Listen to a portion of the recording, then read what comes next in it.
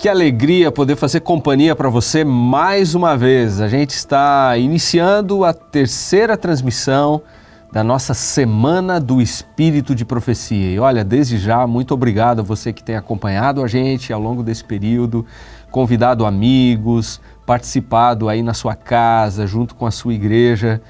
Que oportunidade única a gente está tendo de poder se conectar e aprender mais a respeito dos eventos finais, tendo em vista essa grande obra de Ellen White, O Grande Conflito. E hoje nós vamos falar sobre um tema igualmente importante, o juízo investigativo. Você tem dúvidas a respeito desse tema? Gostaria de compreender um pouquinho melhor essa temática? Então fica aí o nosso convite para que você permaneça até o final. Daqui a pouquinho a gente já vai ter exposição desse tema e eu tenho certeza que você vai ser muito abençoado. Mas, antes de a gente introduzir a temática principal desta noite, nós temos aqui mais uma novidade para oferecer para você, e é uma novidade, o pastor Vinícius Mendes, que está aqui comigo, é uma novidade que já tem feito muito sucesso lá na minha casa também, com os meus filhos. Fala um pouco sobre isso pra gente. Oi, Tonete, na minha casa também é sucesso total, absoluto, porque o dom de profecia não é só para os adultos, é também para as crianças, né? Então tem bênção para as crianças. Então se tem criança na sala, chega pertinho aqui, porque tem um recado especial para você e para toda a família, na verdade, né? É um super lançamento da Casa Publicadora Brasileira. Quem não gosta de brinquedo, lembra da minha infância que eu ficava querendo aqueles bonecos que é para a gente brincar e a gente não tinha esses bonecos, esses brinquedos da Bíblia. E hoje nós temos bonecos muito especial, em alta qualidade, para a gente brincar aprendendo sobre a Palavra de Deus. Então, dá uma olhada aqui, que coisa interessante. Tá vendo isso aqui, ó? Olha o grande peixe. Né? Você já está lembrando de uma história especial, né? Do grande peixe. Mas olha o que vai acontecer agora. O grande peixe abriu a boca e vamos ver quem que vai sair da boca do grande peixe. O profeta Jonas vai sair para pregar aos ninivitas, para que eles se arrependam. É assim que seu filho vai poder brincar com a palavra de Deus. Dá uma olhada que aqui do meu lado tem o gigante Golias, malvado, que vai ser vencido pelo herói Davi. Isso mesmo, gigante Golias versus Davi e a sua funda. Tem mais? Tem Sansão, o grande, poderoso herói, juiz de Israel, que enfrentou, entre outras coisas, o leão e venceu. É muita bênção, né? Não para por aí. Todos essas duplas, eu esqueci, tem também para as meninas, né? A rainha Esther e o rei Assuero. Todas essas duplinhas aqui de heróis bíblicos e outros personagens são acompanhados de livros baseados naturalmente na Bíblia e nos insights preciosos do dom de profecia. Então, cada livrinho desse que vem com uma mensagem especial e para ser ilustrado e atendendo as crianças de todas as faixas etárias. Eu, se eu fosse você, não perderia essa oportunidade única, eu diria até para os adultos como item de decoração, não é? Porque vai ficar bonito na sua estante, vai ficar bonito aí no seu escritório, vai ficar bonito na sua sala e vai ser um item também de lembrança, de colecionador. Essa é a palavra que eu queria mencionar. É muita bênção, né, Tonete? É muita bênção. E eu estava pensando aqui, além de a gente ter em casa, para os nossos filhos, para as nossas crianças, uma forma didática de a gente ensinar sobre a Bíblia, já pensou a gente levar isso para as escolas, da escola sabatina, para as crianças? Exatamente. Uma ferramenta muito importante para você que atua no Ministério da Criança, um recurso a mais para você ensinar sobre a Bíblia para elas. E hoje tem desconto especial, né? Exatamente, mas para quem ficar até o final. Você precisa ficar até o final para que você tenha acesso ao cupom promocional. Exatamente. Muito bem? Nós vamos começar o nosso programa de hoje pedindo, claro, a bênção de Deus para que Ele esteja conosco e que seja muito proveitoso os momentos que nós teremos aqui. Vamos orar? Querido Pai, muito obrigado por este privilégio que estamos tendo de participarmos da Semana do Espírito de Profecia. Fala conosco nesta noite, usa cada pessoa que participará deste programa e abençoe todos aqueles que estão conectados com a gente. Nós oramos em nome de Cristo Jesus. Amém. Amém. Amém. Bom, vamos em frente com a nossa programação. que agora traz uma entrevista muito especial a respeito de uma das grandes obras que a CPB publicou. Você vai conhecer mais em detalhes nessa conversa que eu tive com o pastor Diogo Cavalcante. Então acompanhe aí. Hoje eu converso com o pastor Diogo Cavalcante, que é coordenador da área de livros aqui na Casa Publicadora Brasileira, a editora da igreja que tem publicado ao longo dos últimos anos obras de grande envergadura. E um desses livros é um clássico, a Enciclopédia de Ellen White. São 1.300 verbetes, 1.568 páginas, pastor Diogo. É uma obra de grande envergadura e que tem ajudado as pessoas a entender de maneira muito mais abrangente o pensamento, os escritos de Ellen White. Fala um pouquinho sobre as curiosidades e as características desse clássico. Bom, aqui temos a nossa enciclopédia, Ellen G. White, um volume só. E quando a gente pensa em enciclopédia, a gente pensa numa coleção. Uma coleção, não é? Verdade.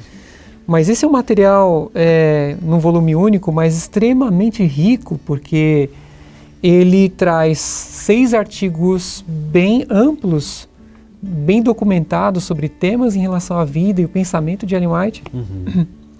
E além disso, ele trabalha mais de 500 pessoas que interagiram diretamente com Ellen White e 800 temas que ela trabalhou.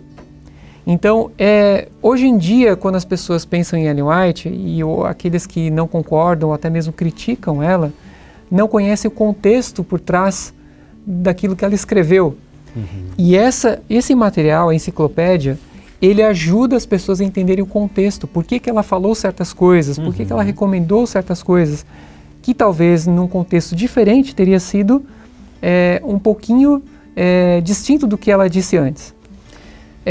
Por outro lado, também ajudamos, a enciclopédia nos ajuda a reconhecer os princípios que estão por trás dos seus ensinamentos, a sua visão teológica sobre alguns temas. Então, é um material fundamental para os nossos dias aí. Excelente, você mencionou esse aspecto do contexto, né? E especialmente nesse período que a gente tem vivido, né, de muita gente na internet buscando informação, onde realmente há uma avalanche de informações, mas geralmente são informações soltas. A gente vive num mundo de superficialidade, então acho que isso reforça, né, a importância de uma obra como essa, que oferece todo esse pano de fundo, né, o que está no entorno da história, dos aspectos culturais que permitem a gente se aprofundar, né, no pensamento dela, como você pontuou. Poderíamos citar um exemplo? Talvez existem muitos, né, mas um exemplo que mostra essa importância do contexto, né? Temos um verbete bem simples aqui, um verbete sobre queijo, né, que fala sobre uma consulta que uma editora na Alemanha fez. Os editores na Alemanha entraram em contato com Ellen White, eles estavam traduzindo um livro dela sobre saúde, e na Alemanha eles tinham em alemão várias palavras para queijo, diferentemente do inglês. Então, eles perguntaram para ela, a que tipo de queijo você está se referindo aqui? E ela então explicou, e aí deu a entender que tipo de queijo ela estava tratando naquele momento. Ela estava falando daquele queijo mais com fungos, né, que tem aquela cor azul, enfim. Então, ela estava deixando claro qual era o tipo de queijo que ela achava que fazia mal. Então, ajudou as pessoas daquela região e ajuda a nós também. Quando nós lemos, a gente procura a informação e a gente entende melhor o que ela quis dizer. Perfeito. É uma obra que é resultado da pesquisa de muitos especialistas, um grupo de quase 200, né? Então, quanta informação útil a gente tem aí, né? Com profundidade. E como que a gente pode usar da melhor maneira possível essa ferramenta que a gente tem à disposição hoje aqui no nosso catálogo? Bom, geralmente uma enciclopédia não é um material que você lê de ponta a ponta, né? Você não vai começar, mas é uma possibilidade. Quem quiser pode começar do início e ir até o fim. Mas ele é muito bom para você pesquisar na medida em que você está estudando um tema. Por exemplo, se a gente fosse falar sobre sábado, sobre o grande conflito, sobre um livro que ela escreveu. Bem, antes de ler esse livro aqui, deixa eu dar uma olhadinha nesse verbete que fala sobre esse livro. E aí vai dar um contexto sobre a época em que foi lançado, como que foi o trabalho com o livro, enfim.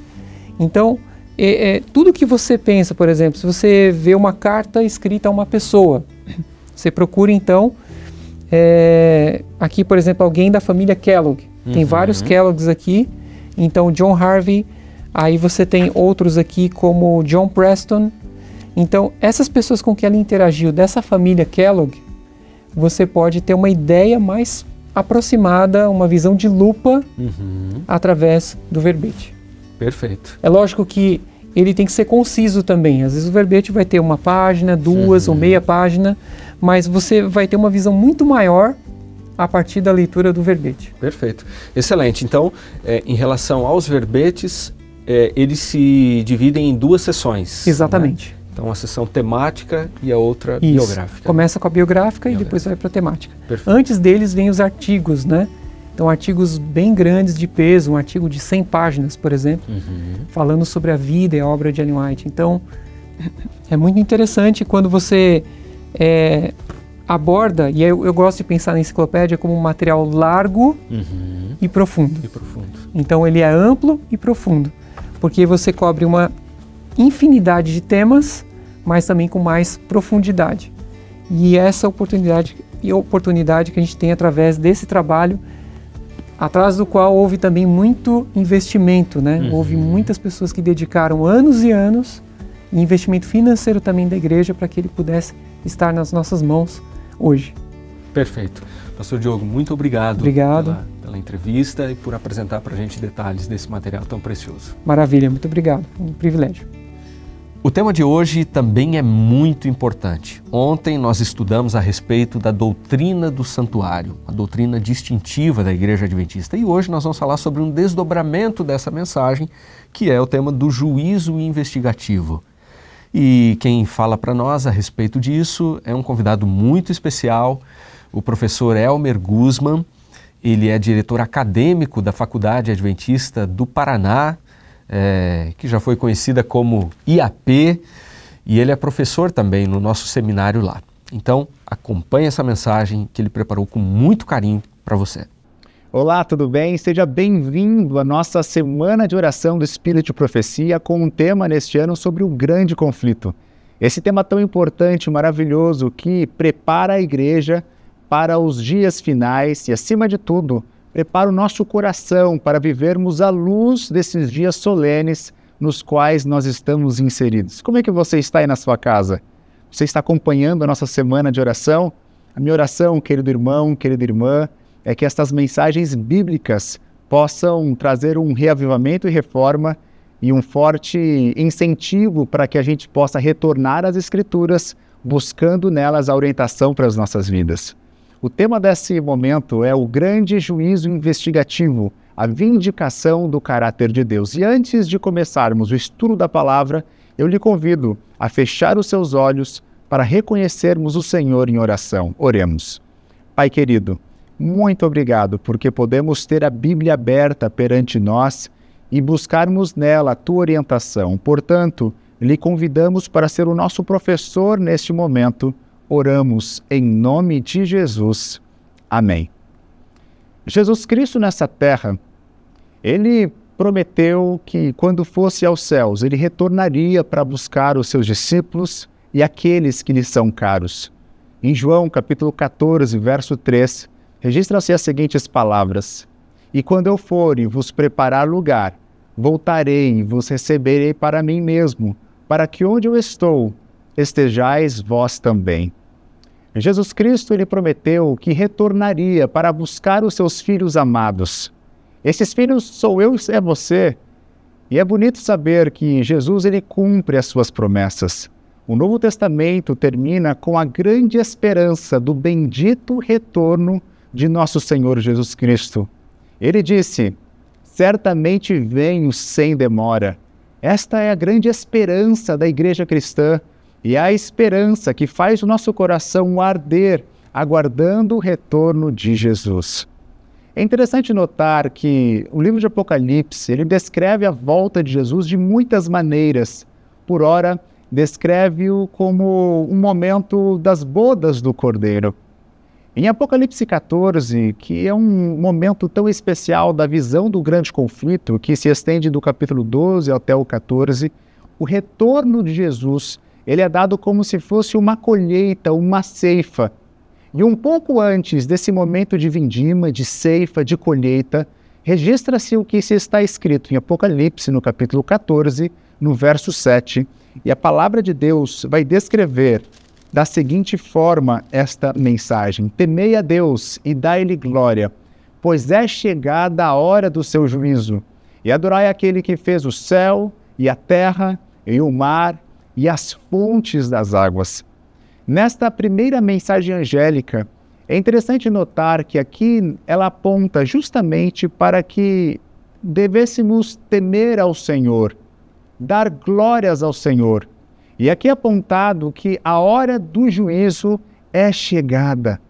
É interessante notar que o retorno de Jesus ele vai ser descrito no próprio capítulo 14 de Apocalipse, a partir do verso 14, descrevendo o Filho do Homem vindo numa nuvem branca, e sob suas mãos está uma foice afiada para ceifar a terra. Isso está no verso 16. Mas um pouco antes da volta de Jesus, aqui a palavra de Deus descreve que um juízo inicia-se. E esse juízo, ele precede o advento ou a volta de Jesus. A grande realidade é que a hora do juízo precede a volta de Jesus, portanto, essa hora de ceifar acontece antes da nossa bendita esperança, que é a parousia ou o retorno de Jesus. É por essa razão que o juízo investigativo também é chamado como juízo pré-advento. Porque pense comigo, se Jesus ele irá retornar para trazer o galardão aos seus e as consequências das ações dos homens, isso quer dizer que ele tem que tomar a decisão de quem foi salvo e quem foi perdido antes. É por essa razão que este juízo acontece antes da volta de Jesus. E isso é importante. Sabe, Romanos capítulo 14, no verso 10, o apóstolo Paulo, sob a inspiração divina, nos diz o seguinte: pois todos compareceremos perante o tribunal de Deus. A palavra de Deus descreve justamente que o Senhor Jesus, ele faz um juízo juntamente com o seu Pai, porque todos seremos julgados à luz da verdade, à luz da lei de Deus, que é justamente o estándar pelo qual toda ação, todo pensamento, todas as intenções, toda motivação será comparada. É interessante notar que Eclesiastes, no capítulo 12, no verso 14, vai dizer o seguinte: porque Deus há de trazer a juízo todas as obras, até as que estão escondidas, quer sejam boas, quer sejam más. A grande realidade é que talvez nós possamos esconder coisas de nossa família, de nossos amigos, do esposo, da esposa, mas nós não conseguimos esconder nada daquele que não pode errar. É por essa razão que este momento de juízo pré-advento, que acontece antes da volta de Jesus, é o momento onde Deus irá justamente fazer esse estudo aprofundado, detalhado, de tal forma que quando o Senhor Jesus retornar em poder e majestade, Ele trará o galardão e as consequências de forma justa e de forma apropriada. Veja como o livro de Daniel descreve esse momento de juízo que acontece antes da volta de Jesus. A palavra de Deus diz em Daniel, no capítulo 7, e vai nos dizer nos versos 9 em diante o seguinte: continuei olhando até que foram postos uns tronos, e o ancião de dias se assentou. E depois no verso 10 continua dizendo: assentou-se o tribunal, e se abriram os livros. Note que, no momento de juízo pré-advento, livros são abertos. Que livros são esses? A palavra de Deus descreve o livro da vida como sendo uma lista, um livro onde o nome dos santos, daqueles que aceitaram a graça de Cristo, daqueles que disseram sim à oferta de salvação, foram escritos neste livro. Essas pessoas que têm seus nomes escritos nesse livro são pessoas que foram perdoadas pelo poder do céu. Ou seja, eram pecadores, mas que aceitaram a graça maravilhosa do nosso Senhor. Lucas, capítulo 10, verso 20, vai dizer assim: alegrem-se. E depois continua dizendo, porque os seus nomes estão escritos nos céus. O apóstolo Paulo, quando ele se refere aos seus cooperadores em Filipenses, capítulo 4, verso 3, vai dizer assim: os seus nomes estão no livro da vida. E Apocalipse 21, verso 27, João, que recebe essa revelação maravilhosa, diz justamente que aqueles que entrarão na cidade santa são aqueles que têm os seus nomes escritos no livro da vida. Eu não sei você, mas quando eu fiz vestibular para passar na faculdade, naquela época os editais e as listas não eram pela internet, eram verdadeiras listas coladas na parede. Eu me recordo quando, depois de ter feito aquela prova e passado alguns dias, eu fui até a lista do mural, poder ver aqueles nomes que estavam lá, e quando eu fui descendo o meu dedo pela parede, eu me alegrei muito quando eu vi ali na letra E, Elmer Arraes Guzman. Eu vi o meu nome na lista de aprovados. Como aquilo encheu o meu coração de alegria. Mas eu tinha um amigo que também tinha feito o mesmo vestibular, e quando ele estava ao meu lado, quando ele passou o seu dedo na lista, ele não encontrou o seu nome naquela lista, e ali aquilo produziu até um constrangimento, porque ao mesmo tempo que eu estava feliz, parte do meu coração estava triste, porque um amigo, um querido, não havia passado. Por mais que nesta vida, às vezes nós ganhamos, ou às vezes nós perdemos, não vai existir pior derrota do que nosso nome não estar escrito na lista de Deus. Sabe, querido, querida, olha para mim e preste atenção. Não existe vitória alguma que você possa ter nesta vida que justifique o fracasso espiritual. Você pode ganhar na profissão, ou quem sabe em honra ou glória humana, mas se o seu nome não estiver escrito no livro do Senhor, no livro da vida, de nada valerá. Mas por que será que Deus precisa de livros no céu? Eu ando com um livrinho na minha mochila, na minha pasta o tempo inteiro. E todas as vezes que eu preciso me lembrar de algo, eu faço anotações. Mas vamos nos lembrar que Deus não é homem para se esquecer. Ele tem uma memória que se lembra de tudo no passado. E porque Deus é onisciente, e em sua onisciência está enraizado a presciência, ele também tem um conhecimento perfeito do futuro. Então, quando nós falamos de um juízo investigativo, um juízo onde Deus abre livros para averiguar justamente as obras daquelas pessoas antes do retorno de Jesus, por que isso é necessário? Queridos, nós precisamos nos lembrar que Deus não precisa investigar os fatos. Por quê? Porque Ele é onisciente. 1 João, capítulo 3, verso 20, vai dizer assim: sabendo que, se o nosso coração nos condena, maior é Deus do que o nosso coração, que conhece todas as coisas. Então, se o juízo investigativo não é para dar conhecimento para Deus, então para que é? Você talvez esteja se perguntando. Nós devemos nos lembrar que nós somos espetáculos ao mundo, tanto a anjo como a homens. Veja o que a primeira carta aos Coríntios, no capítulo 4, no verso 9, diz: porque a mim me parece que Deus nos pôs a nós, os apóstolos, em último lugar, como se fôssemos condenados à morte, porque nos tornamos espetáculo ao mundo, tanto a anjos como a homens. Veja, o que acontece nessa vida, o que acontece nesse mundo, não tem apenas implicações para essa vida, para esse planeta Terra, mas todo o grande universo, as hostes celestiais estão interessadas para ver justamente o desenrolar, o maturar e a resolução desse grande conflito cósmico histórico que acontece nesse planeta.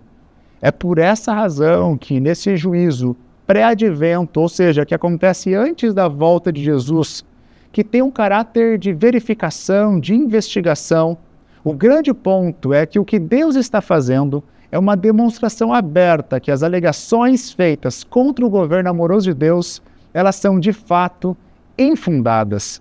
De tal forma que quando Jesus retornar, todo o universo estará ciente que Deus fez tudo possível para salvar todos os que Ele pôde salvar, demonstrando ao mesmo tempo o seu amor e a sua justiça. Sabe, aqueles que forem salvos, os redimidos, eles só serão salvos não porque tiveram méritos próprios, porque Isaías nos diz que os nossos méritos são como traços de imundícia, são roupas rasgadas de traça. Aqueles que forem salvos serão salvos e justificados porque tiveram a fé em Cristo Jesus e aceitaram a salvação que emanou da cruz. Ao mesmo tempo, os perdidos, eles rejeitaram a graça de Cristo e por essa razão os seus nomes, eles não se encontram registrados no livro da vida. O juízo investigativo não é apenas algo que você vê de forma escatológica nos livros de Daniel e Apocalipse, mas é uma forma generalista de Deus fazer o seu plano de forma justa. Por exemplo, quando Adão e Eva caíram no jardim do Éden, o Senhor, ele desceu até o jardim, onde era seu costume encontrar com a raça humana, com aquele primeiro casal. Ele faz uma pergunta, onde estás? Em Gênesis capítulo 3, verso 9. Ele pergunta, será que vocês comeram do fruto? Veja, se Deus é onisciente, ele não pergunta para tentar receber informação nova, ele já sabia, mas ele faz uma investigação para averiguar o que havia acontecido. Uma vez que ele averigua através dessa investigação, ele traz juízo e executa. Adão iria colher, trabalhar na terra, ia colher os frutos através do seu suor. A mulher teria dores de parto, a serpente iria rastejar, a terra iria produzir os seus frutos com espinhos e abrolhos. Enfim, primeiro a investigação, depois a execução. Na narrativa de Babel, em Gênesis capítulo 11, você encontra o mesmo paradigma. Interessante essa questão. Antes de Deus ele executar, antes em Gênesis capítulo 11, verso 5, a palavra de Deus diz assim: então desceu o Senhor para ver a cidade e a torre que os filhos dos homens edificavam. Note, primeiro Deus desce, verifica, ele investiga, e depois ele traz justamente a execução no verso 7, diz assim: vinde, desçamos e confundamos ali a sua linguagem, para que um não entenda a linguagem do outro. Primeiro Deus investiga, depois Deus ele executa. Na narrativa de Sodoma e Gomorra, em Gênesis 18 e 19, o mesmo paradigma é encontrado. Note que antes de Deus mandar os seus anjos para trazer o juízo, fogo e enxofre para Sodoma e Gomorra, ele envia anjos que se encontram com Abraão, e no verso 21 do capítulo 18 de Gênesis, aparece assim, leia o texto comigo, diz assim: descerei e verei se de fato o que tem praticado corresponde a esse clamor que é vindo até mim, e se assim não é, sabê-lo-ei. Veja, Deus ele manda seus mensageiros para poder justamente ver o que está acontecendo em Sodoma e Gomorra. E lá no capítulo 19, depois que esses anjos visitam Sodoma, vão até a casa de Ló, finalmente eles executam o juízo e trazem as consequências das ações daquele povo que havia o seu coração se afastado de Deus. Eu tenho 2 filhos pequenos, eles têm 7 e 11 anos. Eu me recordo de uma vez que estava ali na sala, e meus filhos estavam na cozinha, e de repente tinha um pote de açaí no freezer. E eles foram até o freezer, sem falar nada com ninguém, abriram ali o freezer, pegaram açaí, comeram açaí, e mesmo não sendo a hora de tomar ali aquele refresco, aquela sobremesa, eles vieram como se nada tivesse acontecido. E quando eles chegaram até a sala, eu olhei para a boca deles, toda roxa ao redor, aquela língua roxa ao redor, e eu perguntei para eles: vocês comeram açaí? Eles olharam para mim e falaram: como é que você sabe que a gente comeu açaí? E eu respondi com aquela sabedoria que todo pai tem: o papai sabe de tudo. Aquelas crianças ali, elas estavam apenas sendo crianças. E se de uma perspectiva humana, um pai ele tem uma boa noção do que acontece com os seus filhos, quanto mais o nosso Pai Celestial. Ele sabe de todas as coisas. Mas nesse momento, antes da volta de Jesus, vai ser importante ele estabelecer um juízo pré-advento uma vez mais, para que não haja dúvidas de que quando ele trouxer a execução do juízo, não haja dúvidas que Deus fez tudo o que poderia ter feito para salvar a raça humana. E aqueles que porventura rejeitaram a graça de Cristo, eles se perderam, porque eles morreram em seus próprios pecados e, portanto, irão receber a paga, as consequências de suas ações. Sabe, queridos, quando nós olhamos para a mensagem de Daniel, nós vamos ter uma noção linda e profunda justamente da mensagem do santuário em relação a esse juízo que acontece no céu. Eu quero lhe convidar nesse momento para que você possa abrir as Escrituras Sagradas neste livro maravilhoso de Daniel. Daniel capítulo 8, no verso 14. E a palavra de Deus vai dizer da seguinte forma: até 2.300 tardes e manhãs, e o santuário será purificado. Sabe, nas Escrituras em Daniel, capítulo 8 e capítulo 9, nós temos profecias, e nós já estudamos isso no começo dessa semana, profecias de tempo. Em Daniel capítulo 9 é descrito uma profecia de 70 semanas, 490 anos, que nos leva justamente na metade da última semana à morte de Jesus Cristo no Calvário. Ele morreu no ano 31, numa primavera. Ali Cristo verteu o seu sangue em razão de muitos, trazendo a salvação para toda a humanidade, isto é, para mim e para você. Mas em Daniel capítulo 8 descreve uma outra profecia de tempo, justamente 2.300 tardes e manhãs, que na linguagem profética, cada dia corresponde a um ano. Ou seja, 2.300 tardes e manhãs, elas nos levam até 2.300 anos. E o início dessa profecia, obviamente, quando a gente compara com Daniel capítulo 9, é justamente no começo ali de 457, com um decreto para restaurar e edificar Jerusalém. Isso nos leva até 1844, no outono, quando justamente a palavra de Deus nos diz que o santuário seria purificado. Qual é este santuário que deve ser purificado ao final desses 2.300 anos, conforme Daniel 8, verso 14? Os pioneiros adventistas, eles entenderam, por exemplo, que este santuário seria a terra. Evidentemente, em 1844, em 22 de outubro, Jesus não retornou, o que fez com que eles continuassem o estudo das Escrituras e pudessem descobrir nas Escrituras a doutrina do santuário celestial. E é interessante notar que Jesus Cristo, quando ele vai assunto aos céus, ele começa um ministério sacerdotal, mas ao final, justamente dos 2.300 tardes e manhãs ou anos proféticos, ele começa a segunda fase do ministério bifásico dele, do ministério sumo sacerdotal de Cristo. Quando, assim como no Yom Kippur, no dia da expiação, conforme descrito em Levíticos capítulo 16 e também no capítulo 23, uma vez por ano, o sumo sacerdote, ele entrava no Santo dos Santos para realizar a purificação do santuário. Da mesma forma, no final dos 2.300 tardes e manhãs ou 2.300 anos proféticos, Jesus começa a sua ministração no Santo dos Santos, uma obra de juízo e de purificação que finalizaria justamente o plano da salvação.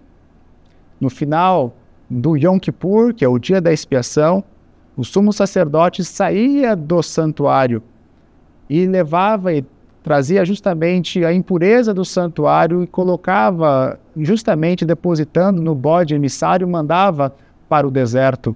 E no final do tempo da graça, o nosso sumo sacerdote, Jesus Cristo, voltará para essa terra para depositar a culpa do pecado na cabeça do nosso arqui-inimigo, do opositor de nossas almas. Portanto, Este santuário que seria purificado, Daniel 8,14, não pode ser o planeta Terra. Tampouco pode ser o santuário ou o templo de Jerusalém, porque este fora destruído no ano 70. Este santuário apenas pode ser o santuário celestial. E note que existe um paralelismo um tanto interessante em Daniel capítulo 7 e em Daniel capítulo 8. Ambos os capítulos começam descrevendo animais e reinos. Daniel capítulo 7 começa descrevendo 4 animais híbridos que correspondem a 4 reinos. Daniel 8 fala sobre 2 animais, um carneiro e o bode. Na sequência, em Daniel 7 e 8, apresenta um chifre pequeno, que é uma manifestação justamente do inimigo de nossas almas e de um sistema opressor que muda os tempos e a lei e oprime os santos do Altíssimo. E agora, no capítulo 7, a visão na sequência é uma visão de juízo. Nós já lemos o texto, os versos 9 e os versos 10, quando o ancião de dias, ele se assenta e os livros se abrem. E na sequência, em Daniel capítulo 8, o paralelismo do juízo é justamente a purificação do santuário, até 2.300 tardes e manhãs, e o santuário será purificado. Portanto, a purificação do santuário, ela corresponde ao juízo que acontece no céu. A palavra de Deus, ela nos descreve esta palavra, até 2.300 tardes e manhãs o santuário será purificado. E essa palavra purificado, ela poderia ser traduzida para a língua portuguesa como, por exemplo, até 2.300 tardes e manhãs o santuário será limpo, uma noção de higiene, de limpeza. Ou poderia ser traduzido, até 2.300 tardes e manhãs o santuário será justificado. Em outras palavras, acertado, corrigido. Até 2.300 tardes e manhãs, outra tradução poderia ser restaurado. E uma quarta tradução que poderia ser utilizado, que esse santuário seria vindicado. Todas estas dimensões, elas são corretas e apropriadas. E elas apontam justamente para a obra que o Senhor Jesus faz em nosso favor no santuário celestial. O livro de Hebreus, escrito pelo apóstolo Paulo, nos diz em Hebreus capítulo 9, verso 24, o seguinte: porque Cristo não entrou num santuário feito por mãos, figura do verdadeiro, porém no mesmo céu, para agora comparecer por nós perante a face de Deus. E em Hebreus capítulo 10, verso 1, vai dizer assim: porque tendo a lei a sombra dos bens futuros, e não a imagem exata das coisas, nunca pelos mesmos sacrifícios que continuamente se oferecem cada ano, pode aperfeiçoar os que a eles se chegam. Louvado seja o nome do Senhor. Nós temos em Cristo o nosso sumo sacerdote, que oferece o seu próprio sangue para nos perdoar, para nos redimir e para zerar a nossa conta nos registros do céu. Este é o nosso Senhor. Mas por que o santuário do céu precisa ser purificado? Será que podem os pecados da terra poluir um santuário lá no céu? Muitas pessoas pensam, poxa, o céu é um lugar puro, santo, perfeito. Para que esse santuário no céu tem que ser purificado, sendo que o céu é puro, santo e perfeito? Nós precisamos nos lembrar, queridos, que o grande conflito, ele começou no céu. Você se lembra onde que o pecado surgiu? Isso mesmo, surgiu no coração de Lúcifer, que era um anjo de luz, um anjo cobridor. E da mesma forma como o grande conflito iniciou-se no céu, ele também terminará no céu. Sabe, alguns anos atrás, quando Osama Bin Laden ele foi neutralizado, uma cena me marcou muito. Isso foi alguns anos atrás, foi a cena justamente de poder ver ali no Situation Room, naquela sala da situação, na Casa Branca, ali o presidente daquela época, que era o Barack Obama, com o seu general e todo o seu gabinete, dando as ordens para que o exército da elite norte-americano pudesse fazer a ação de neutralização de Osama Bin Laden lá no Oriente Médio. E ali eles estavam conectados justamente pela tecnologia de satélites. E aqueles SEALs, aquele exército de elite, estavam apenas aguardando a ordem do presidente para que eles pudessem agir. E em determinado momento, eles dão a ordem de neutralização. E essa ordem foi dada lá em Washington, mas a execução dessa ordem aconteceu a milhares de quilômetros lá no Oriente Médio. Se isso é possível aqui nessa terra, quanto mais nas questões espirituais. Sabe por quê, querido? Porque o que acontece no céu tem impacto na terra. A senhora White diz, no livro Grande Conflito, página 425, enquanto o juízo investigativo prosseguir no céu, enquanto os pecados dos crentes arrependidos estão sendo removidos do santuário, deve haver uma obra especial de purificação ou de afastamento do pecado entre o povo de Deus na terra. Jesus, ele ministra nos céus, fazendo esta obra de intercessão no Santo dos Santos, e o Espírito Santo na terra, ele trabalha no coração do crente de tal forma que ele sai, se purifica do pecado, ele abandona os seus velhos caminhos e procura andar em uma vida de retidão na presença do Senhor. Mas talvez alguém esteja se perguntando, quem será que pode ser aprovado nesse juízo? Veja o que a senhora White diz no livro Profetas e Reis, página 589. Eles podem ter imperfeições de caráter, eles podem ter falhado em seus esforços, mas se arrependerem, eu os perdoei e aceitei. A grande realidade, querido, é que enquanto estivermos no tempo de graça, existe oportunidade de salvação. Eu te pergunto nesse momento, quer você aceitar o convite do Senhor? Meu amigo, minha amiga, hoje é tempo de oportunidade. Nós não sabemos quanto tempo mais teremos pela frente, porque não temos o controle de nossas vidas.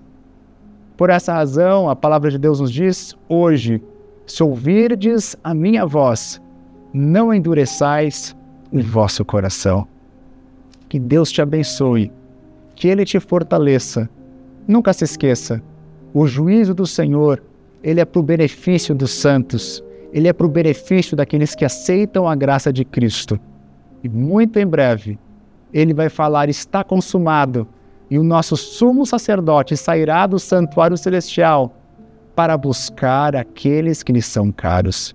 Que eu e você estejamos nesse povo, que eu e você estejamos prontos hoje, e que eu e você nos abracemos no braço daquele que não erra, daquele que não falha e daquele que irá nos salvar. Ore comigo neste momento. Pai querido, louvamos o Teu nome porque o Senhor é o nosso Salvador e o nosso juiz. Não precisamos ter medo do juízo porque o Senhor está ao nosso lado. O juiz é o nosso Deus. O advogado é o nosso Deus. O juízo é em favor daqueles que aceitam a graça maravilhosa de Jesus Cristo. Se porventura, ó Pai, tem alguém aqui neste momento que tem o seu coração distanciado dos preceitos do Senhor, que Teu Espírito possa converter e trazer este indivíduo para próximo do coração de Deus. Entregamos as nossas vidas em Tuas mãos e o fazemos em nome de Jesus. Amém. Que maravilha poder estudar a Palavra de Deus com profundidade e melhor ainda a gente poder conversar sobre isso, né? Esse é o momento agora, Pastor Tonetti, em que a gente vai conversar com o nosso orador, o pregador dessa noite, sobre esse tema que é muito importante para a fé expressa nas Escrituras e para a fé adventista também, né? É verdade. Vamos aproveitar bem a presença do professor Elmer aqui com a gente, ele está conectado aqui conosco e é uma oportunidade de a gente poder ampliar, desdobrar um pouquinho mais o tema que ele apresentou para a gente hoje. Boa noite, professor Elmer, tudo bem? Boa noite, pastor Tonetti, tudo bem? Boa noite, pastor Vini. Eu aproveito para cumprimentar aqueles que nos acompanham essa semana do Espírito de Profecia. A minha oração é que possa estar sendo uma bênção na sua vida. Perfeito, excelente. Você já explanou, evidentemente, ao longo da sua pregação hoje, a questão do juízo investigativo ou pré-advento, mas eu acho que vale a pena a gente reforçar aqui e talvez você ampliar um pouquinho mais esse tópico, esclarecendo para a gente o porquê. O que significa o juízo pré-advento ou o juízo investigativo? Talvez nós tenhamos algumas pessoas que enfim, ainda tem dúvidas a respeito dessa questão, quando acontece, quando termina, que são tópicos que a gente vai explorar na nossa conversa aqui, mas talvez começando pelo próprio termo em si. Por que essa expressão, essa terminologia? Excelente pergunta. O juízo, assim como o plano da salvação, ele é um processo.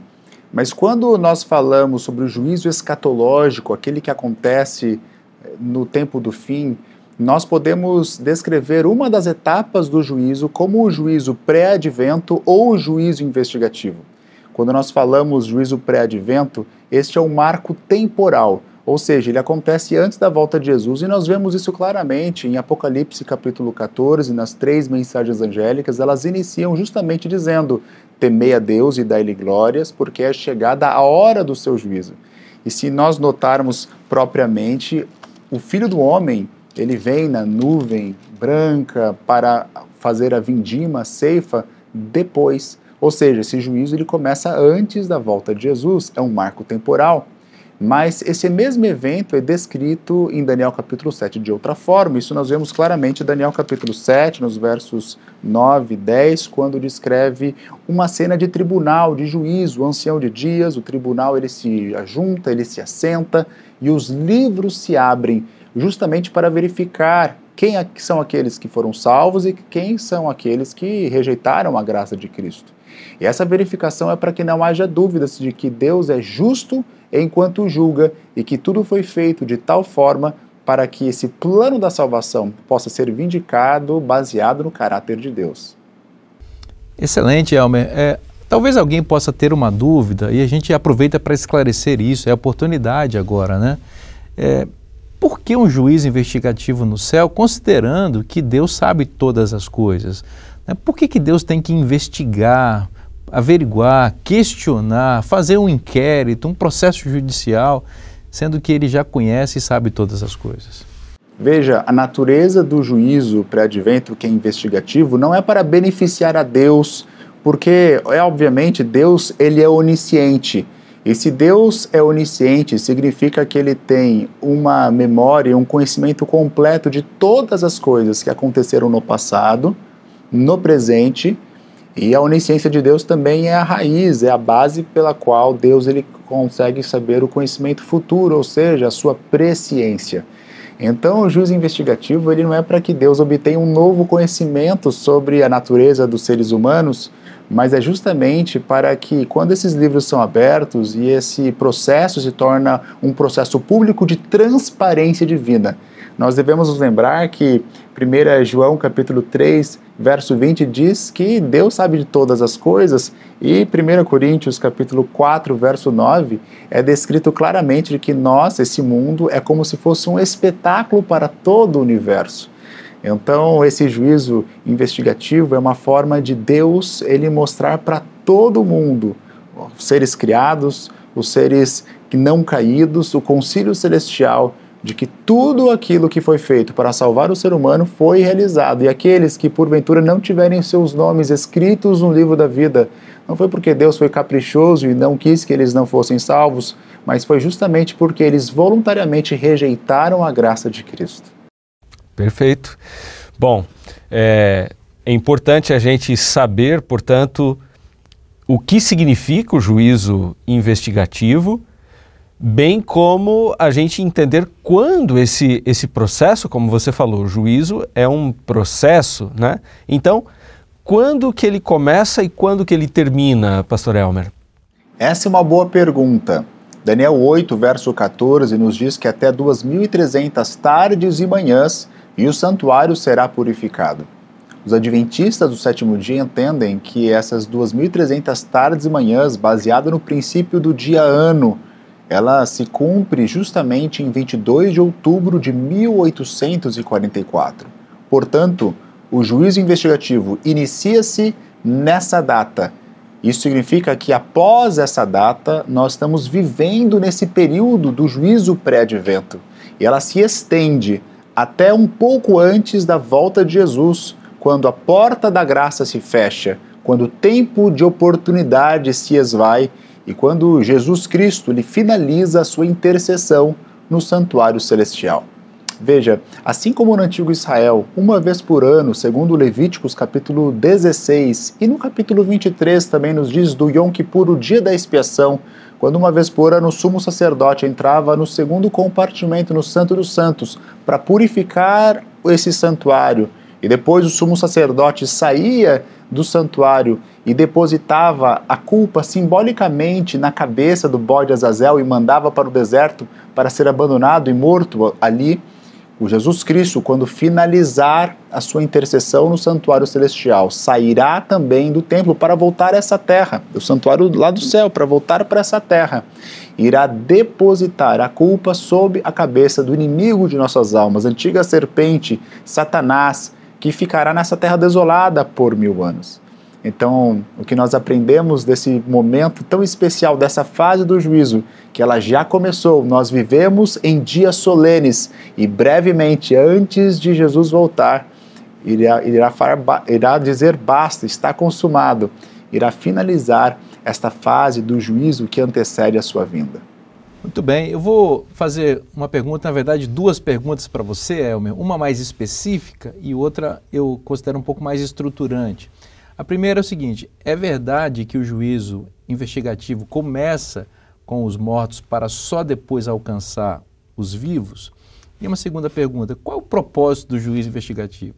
Para que Deus realmente pretende esse juízo? Você já mencionou um pouco isso na primeira pergunta, mas para concluir essa série, essa sabatina com você, seria importante retomar isso, né, para deixar muito claro qual é a necessidade de Deus fazer esse juízo, quem é que está sendo avaliado, quem será vindicado e quem será condenado nesse juízo. Obrigado. É verdade. O juízo investigativo, ele começa com os justos. Nós precisamos lembrar que quando Jesus volta, acontece a primeira ressurreição, que é a ressurreição dos justos. Aqueles que morreram em Cristo ressuscitarão. A ressurreição dos ímpios acontecerá apenas depois do milênio, a segunda ressurreição. Então veja, quando o juízo ele começa de forma investigativa, antes da volta de Jesus, o fato começa com a casa de Israel. E é bem verdade que inicia-se com os mortos desde o primeiro, ali em Gênesis, e vai indo até em algum momento específico, qual nós não sabemos, passará para o juízo dos vivos. Mas nós não precisamos ter medo. Talvez alguém esteja pensando, né? E se o meu nome estiver passando, será que eu não tenho mais oportunidade de salvação? Veja, essa ênfase é para mostrar que nós vivemos em dias solenes e precisamos nos atentar porque Jesus brevemente irá voltar. Sabe, enquanto há vida, há oportunidade. Existem 2 maneiras quando acaba a oportunidade. A primeira é quando Cristo de fato terminar a sua intercessão lá no santuário celestial. E a segundo momento é quando a pessoa morre, a morte biológica. Daí, de fato, ali a sorte e o destino daquela pessoa está selada. É por essa razão que nós precisamos entender que a Bíblia não ensina uma segunda chance depois da morte biológica. Uma pessoa vai para um purgatório, tem uma segunda chance, ou quem sabe algum parente obtém algum tipo de penitência para gerar mérito para aquela pessoa. Muito pelo contrário. A pessoa ela tem que tomar essa decisão enquanto tem vida. E o destino eterno vai depender das decisões dela enquanto tem vida ou antes justamente da porta da graça se encerrar. Veja, o propósito desse juízo investigativo é justamente para que Deus possa vindicar que Ele é justo. Essa vindicação, ela não é algo que alguém faz por Deus, mas Deus ele vindica a si mesmo, vindicando o seu nome perante todo o universo. Devemos nos lembrar que nós somos um espetáculo para todos os mundos que existem ao redor, o concílio celestial. Talvez muitas pessoas conheçam ou não esse enredo da salvação, o drama da salvação, e evidentemente antes de Jesus voltar, e depois que terminar esse momento de tempo de oportunidade, quando ele terminar a sua intercessão no santuário celestial, teremos um breve momento de um tempo de angústia. E evidentemente esse tempo seria abreviado. E tal qual esse tempo aconteceu com Jacó, quando ele estava lutando em Gênesis capítulo 32, com aquele lutador desconhecido, ele teve que se apegar com aquele lutador. E ele falou assim: eu não te deixarei ir, a não ser que tu me abençoes. Da mesma forma, nós, nesse tempo solene, precisamos nos agarrar a Jesus Cristo, permitindo com que Ele transforme as nossas vidas e que nós possamos nos confiar nos méritos dEle. Extraordinário. Isso realmente muda completamente a forma como a gente enxerga, né, o juízo, o julgamento, como você bem pontuou, não com medo, mas com esperança, com a segurança que a Cristo nos oferece, né, a certeza da salvação. Elmer, muito obrigado por esclarecer esse tema fundamental aqui para nós. Já estamos nos aproximando do fim da semana do Espírito de Profecia. E foi muito importante a gente ter essa conversa e eu tenho certeza que quem esteve nos assistindo, nos acompanhou também, ficou muito agradecido pela sua participação. Foi um prazer, que Deus te abençoe. Um forte abraço. Abração, amigo. Que bênção poder estudar a Palavra de Deus, se aprofundar nesse tema tão importante que é o juízo investigativo e perceber que Deus nos ama, que está disposto a fazer tudo para nos salvar.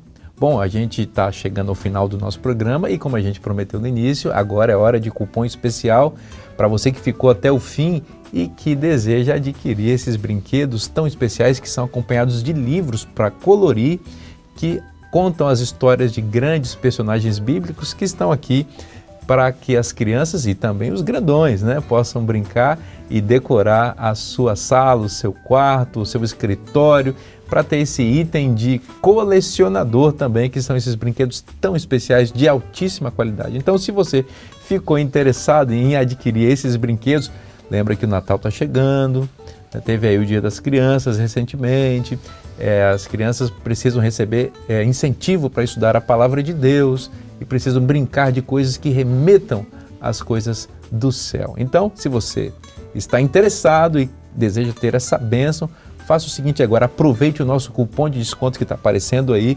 Você tem hoje até meia-noite, então corre lá no site cpb.com.br para você adquirir esses materiais tão lindos, esses brinquedos tão especiais, esses livros com conteúdo tão maravilhoso para abençoar a sua família. Aproveite o desconto em cpb.com.br e também do nosso aplicativo Loja CPB ou CPB Loja.